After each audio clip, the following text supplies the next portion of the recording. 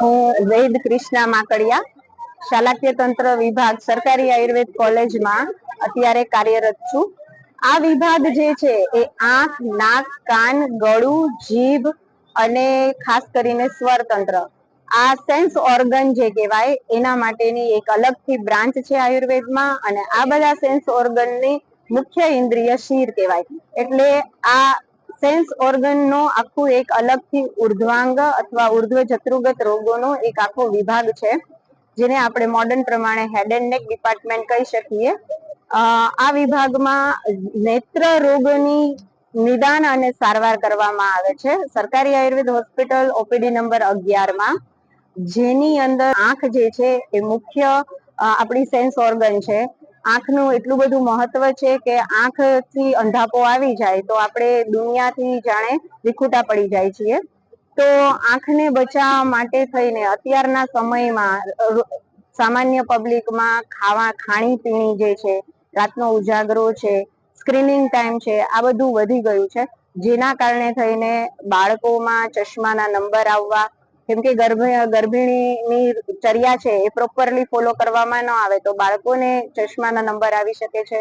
આ ઉપરાંત ઉંમરના કારણે થઈને 40 વર્ષ પછી જો ઝામર ની તપાસ કરવામાં ન આવે રેગ્યુલર, તો ખાનપાનના કારણે થઈને પણ ઝામર જેવા રોગોની થઈ શકે છે અને જે અંધાપો કરી શકે છે.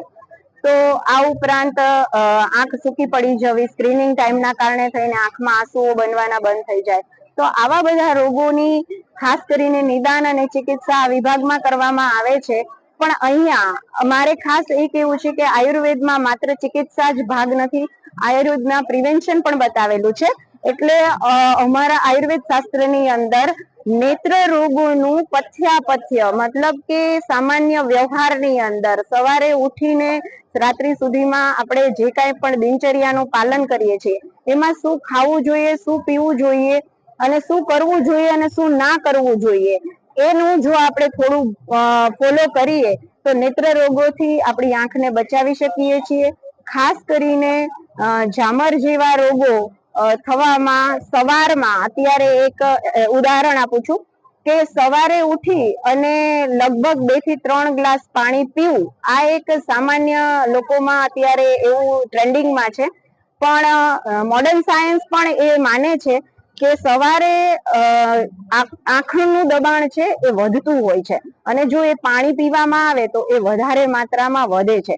એટલે એક સાથે 2 થી 3 ગ્લાસ પાણી પીવું એ આંખનું દબાણ વધારી અને ઝામરને કરવાની શક્યતા વધારી દે છે.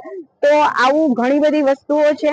આ ઉપરાંત આપણે તડકામાંથી કે તાપમાંથી આવી અને તરત જ મોઢું ધોઈએ છીએ, આંખ ઉપર પાણીના છાંટા મારીએ છીએ, તો આંખને પાણીના છાંટા મારીને ધોવાથી એની જે ટીયર ફિલ્મ છે એ બ્રેક થાય છે અને એના કારણે થઈને આંખમાં સૂકાપણું ડેવલપ થાય અને એના કારણે બીજા ફૂલું પડી જવું વગેરે રોગો થતા હોય. તો આ બધાનું પ્રિવેન્શન કેવી રીતે કરવું એ બહુ જરૂરી છે. એની સમજ છે એ 11 નંબરના વિભાગમાં આપવામાં આવે છે. તડકામાંથી આવી અને આંખ ધોવી ન જોઈએ, થોડું રૂમ ટેમ્પરેચર થઈ જાય પછી જ આંખ અને મોઢું ધોવું જોઈએ, નહીતર રેટાઇનલ હેમરેજ જેવા પ્રોબ્લેમ પણ ક્રિએટ થતા હોય છે. એટલે આવી બધી સામાન્ય વસ્તુઓ છે કે જેનાથી આયુર્વેદમાં કહ્યું છે કે prevention is better than cure. એ વસ્તુને અમે સાચી સમજ આપીએ છીએ અને એનો લોકો લાભ લે એવી અપીલ છે.